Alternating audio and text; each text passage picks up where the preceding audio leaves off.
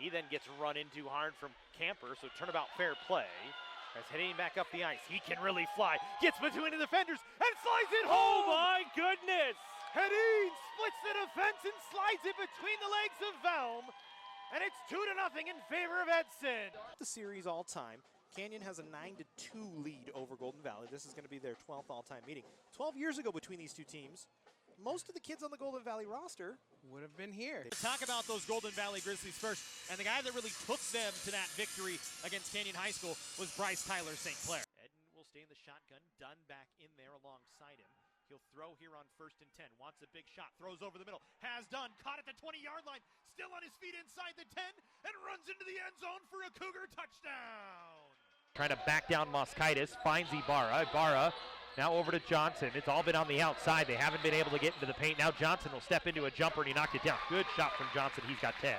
Flyers trying to work on an attack here. Onda has it knocked away from him, and Wheeler will bring it out to center ice. Gets around Cusick. In on goal, a wrist shot, and he scores! Wheeler puts it over the glove hand of DiMarino, and the Thunderbirds with 2 goals in less than a minute.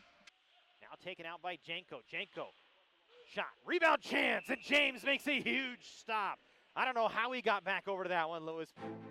Since the beginning, Cougar football has been a part of the foundation of College of the Canyons.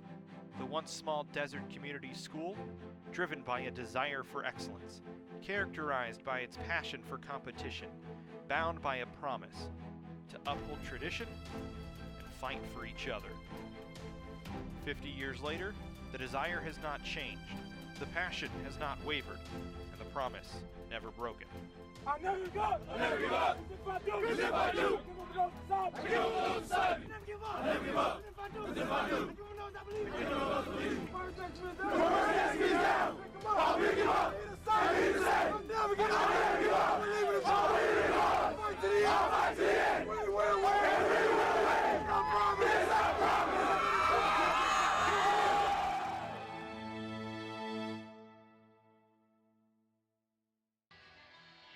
So Baumel going to go to the penalty box. Valencia going to get their first power play of the hockey game. With 10:41 to go in the first, as tripping is the call. Interesting, the call is tripping. You did not see Onda fall down, but the rule does not state anything about a player needing to fall down to the ice for a tripping call to be made. Any sort of play that forces a player off balance that's an illegal stick play like that can be called tripping. So it's correctly assessed for those of you at home wondering why. As you probably can tell on screen that Onda did not fall, but it is the correct assessment by the rule. So Valencia will get a power play. And there's your rulebook lesson for the day. We'll try and stop those. Valencia on the power play this year, just 14.4%. 15th in the Western States Hockey League. They have, to say struggled is nice. 23 goals on 160 advantages, and they've given up 15 shorthanded goals. That's second most in the league. Fresno's penalty kill 9th in the league, 88.1%. 18 power play goals against, just 151 penalties. A difference from Fresno from seasons past. Usually a team that is near the top in the league in penalties against. But this year playing a much tighter game as that shot deflected away by Carl Enzig. There's a good chance for Valencia on the power play. As here's Biller with it in the left wing corner. He tried to send it to Demsar. Good job from Taguna to take it away. Tried to send it ahead to Leach, but it was between his legs. And Leach will just have to chase onto it into the corner. Played it back out in front to Taguna, taken away by Nikhil Pohl, and Valencia will control. We talked about Fresno in years past under some previous coaches were a rough and tumble team. That's pretty much been their history since being established in 2009. But again, this year under Trevor Karasevich, just a little bit different, not taking quite as many penalties. And it's benefited them as right now they are in first in the Western Division with 72 points, just a few points clear of the San Diego Sabres, who have come on as of late. If you look at the Western Division standings, San Diego and Fresno both have 22 wins in regulation. Fresno with 2 overtime wins and 2 overtime losses have themselves 3 points clear of San Diego, and a chance to try and extend it a little bit here against a struggling Valencia team as the Monsters back at even strength, so the Flyers fail on their first power play opportunity as Garrett brings it into the zone. Down on right wing, plays it back to the right point. Hong chopped it down low. Taken away by Zach Turpin. He could not clear. Poole able to get it from him, but turns it right over. Alexanian with speed through neutral ice on left wing. Tried to slip it between the legs of Hong. It's deflected away by Villain. Still loose towards the front of the Valencia net. And the Flyers finally chop it out to the line. And Hyatt could not just hold it in.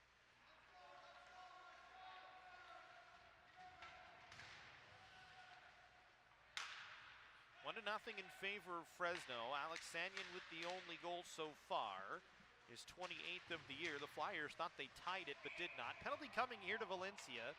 Tripping going to be the call, and I believe Hunter Garrett gonna sit down.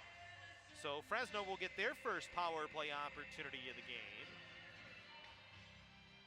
After the Flyers failed on their first op tonight. It was 7:48 to go, 1-0 in favor of Fresno, and they will be on the man advantage. Monsters will go with Gabriel's son, Alexanian, and Turpin up front, Wright and Baumel on the blue line. As that wrist shot gloved out of the air by Villain, and he holds on for the whistle. Valencia countering with Sykes, and now Biller up front. TV and Kardashian on the blue line.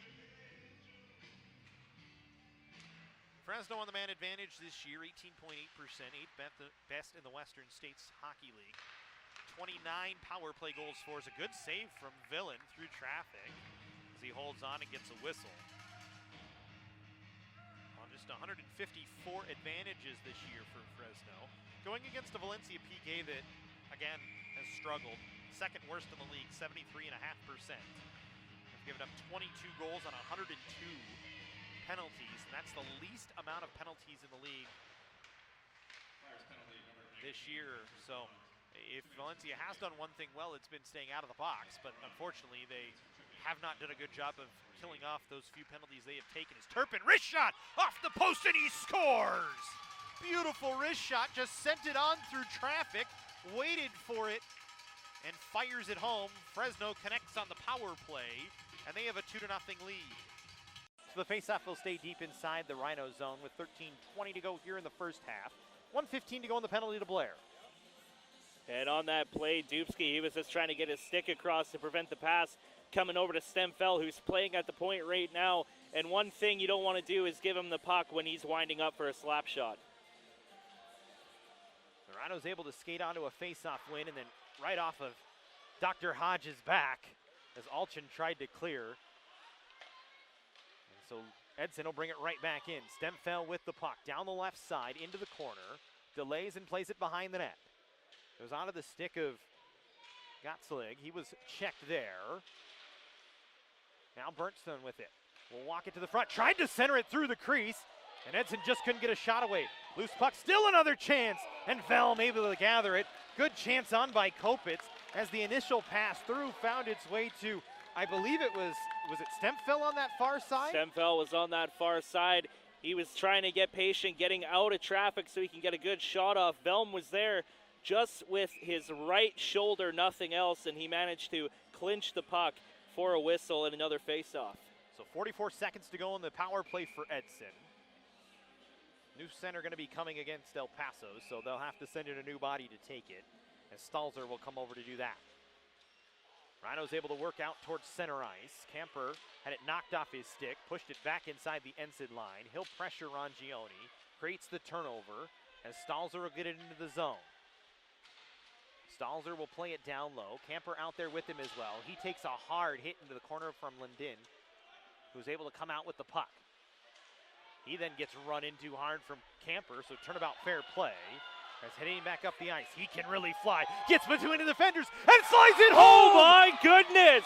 Hedin splits the defense and slides it between the legs of Velm. And it's 2-0 in favor of Edson. And a perfect example of Sebastian Hedin with his speed and his skill, dancing around everybody going in there. And once again, Velm gets beat on the 5-hole. And right now, the Edson Arrows stunning the El Paso Rhinos. They're up 2-0 with 12:14 to go in this first half. All sorts of speed from Hedin as he just broke in and the defense just almost parted ways to let him through.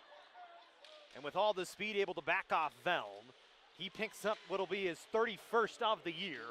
And it's a 2-0 lead for the Edson Arrows. El Paso reeling right now. And Hedin, that'll be his second point in the game as well, as he picked up an assist on the first one. He's in the goal column now. As El Paso trying to get back into it here as Blair's shot gloved out of the air by Austin. And now the Rhinos going to try and get a little bit rough, try and turn the tide of the game just a touch. It's Robinson and Mueller out in front of the net. And Mueller, his size and strength, he shows it in front of the net. He doesn't want anybody getting near his starter, Liam Austin, and he'll do anything to protect him. And like you said, Robinson, he's trying to get the intensity back in the El Paso Rhinos, as they have not been showing any of it in the last couple minutes. The Rhinos will send it on. Sedlacek's stopped by Austin, and he holds on for the whistle. And that's kind of the Rhinos' MO when they get down in a game. They like to go to that physical style of hockey. That's what they do. That's what Corey Herman likes to see from his squad. And that's what they're going to try and do. Expect a lot more of that as the game continues on, especially in the 2-0 hole. There's a face-off down in deep. Won by the Rhinos. Dubsky tried to send it on. It was blocked. Good job by Edson so far. They've kept everything on the outside. Not a lot of good shots on goal, as Austin has pretty much seen everything it's been thrown at him. As Berman knocked down his man in the corner. Dug out by Dubsky. He tried to bring it back to the line, but it comes out to center ice. Taken away by Lind. Lind behind the defense, trying to get the angle, gets a shot away. And a good stop by Velm, and he dives out to gather it and get the whistle. Sebastian Hedin, he shows his speed and skill, but the other Sebastian Lind, he can also do the exact same thing, taking advantage of a little bit of a miss-up of the El Paso Rhinos defense, and he comes in, but Velm there to read his moves and make the stop. And really credit Nikita Guerin on the back check to kind of take away the angle from Lind, as he looked like he was behind the defense and would have had a clean chance. But Guerin, hustling on the back check, able to make a nice play and keep the chance limited from Lind, as the Arrows with the puck once again. Lundin back to the point. Shot attempt blocked, played out to center ice, but it was behind Manchester, so Rangione will come back the other way. He'll drive it down in deep into the El Paso zone. It comes behind the net, taken by Shura, played up the far side wall as El Paso tries to work out to center ice. Radke was knocked off the puck. His pass was broken up by Edson as Johansson will send it back down in deep. Alchin will go after it along with Hedin. It's played around to the wall. Rangione couldn't hold it in, but it bounced off him, so icing is going to be negated. Lansink back to get it inside of his own zone. We'll play it off the backboards, turned over. Alchin tried to center, had Sykes cruising right through the slot, but he just couldn't tip it on. Still inside the El Paso zone now as Stalzer with it will play it back.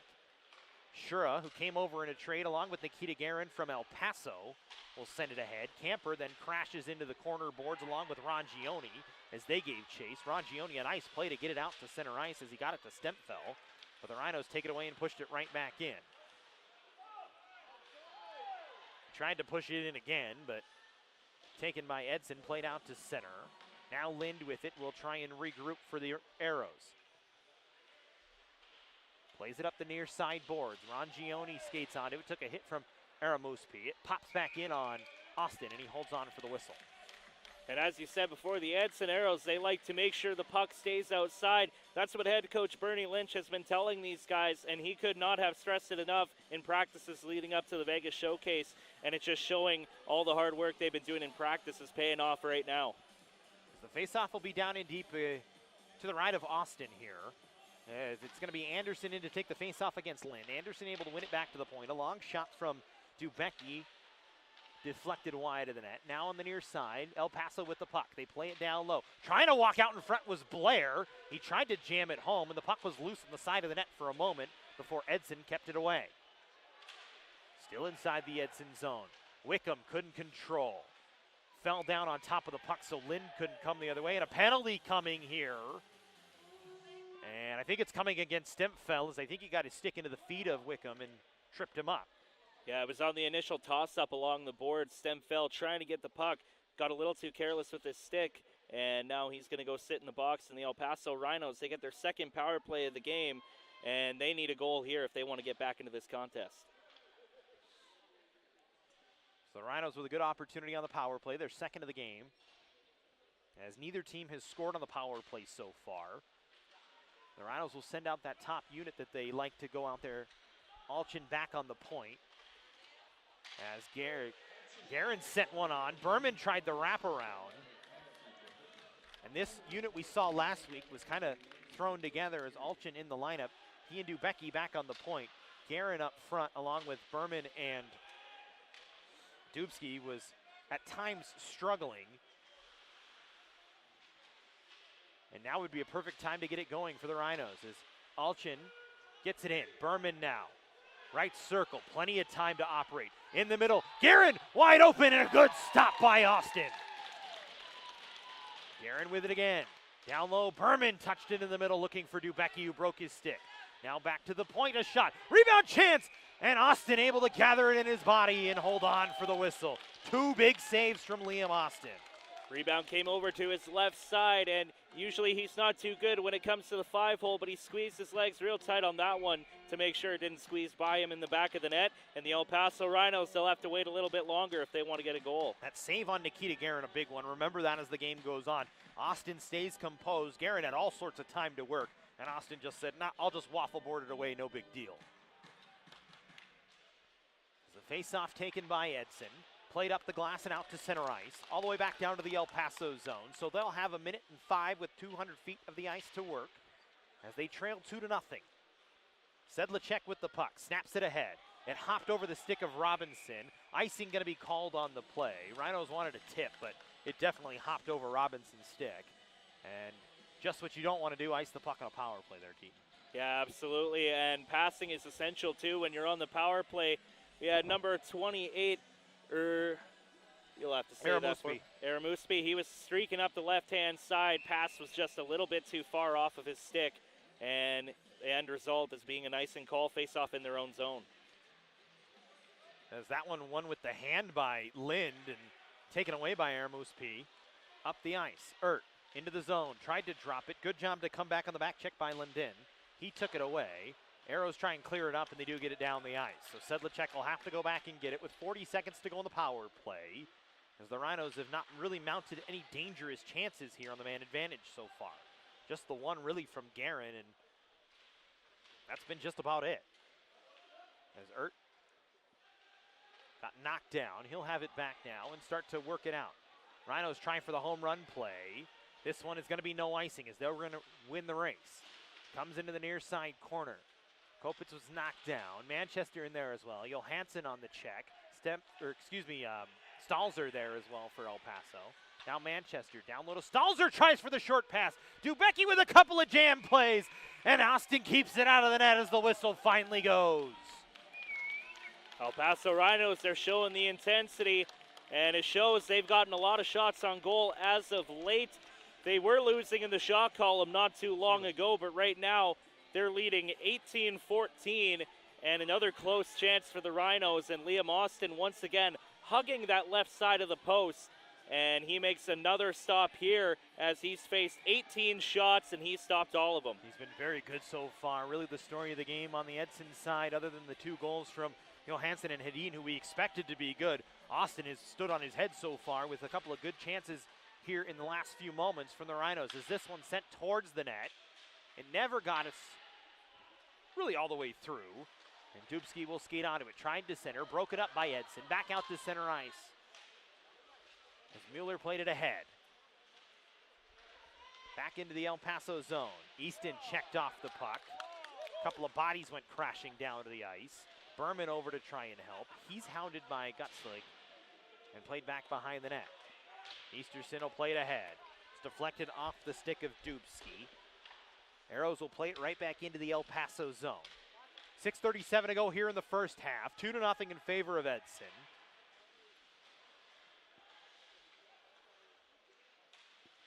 As neither team has successfully completed a power play, and that's been in the Edson Arrows' favor. As they so far have the 2-0 lead. Is a good chance out in front. Guerin was right there again, right in the slot. And just couldn't get a chance away. On the near side wall. Played back to the point. Shura tried to put it on. It was blocked down. Pops in on Austin. Wow, that puck just bounced, pinballed all the way in on goal. And that's been another thing, too, in this hockey game. The puck bouncing all over the place. Players having a tough time keeping control of that puck, and we'll see how that affects the rest of this hockey game heading into the second half. So the face-off to the right of Austin here. Anderson in to take the draw against Johansson. Johansson going to be pitched, so we'll get a new guy. So instead it'll be London come over to take it. London able to win it. Comstock skates onto it. Played it ahead, turned over, held in by Blair. Gets it over to Anderson, who tried to backhand it through the middle, but it was knocked down, not cleared by Edson. As it's sent back towards the front. Now Edson will get a clear. Hedin up the left side. We've seen his speed already. He walks in, slides it home. Hedin again through the 5-hole, and it's 3-0 Arrows.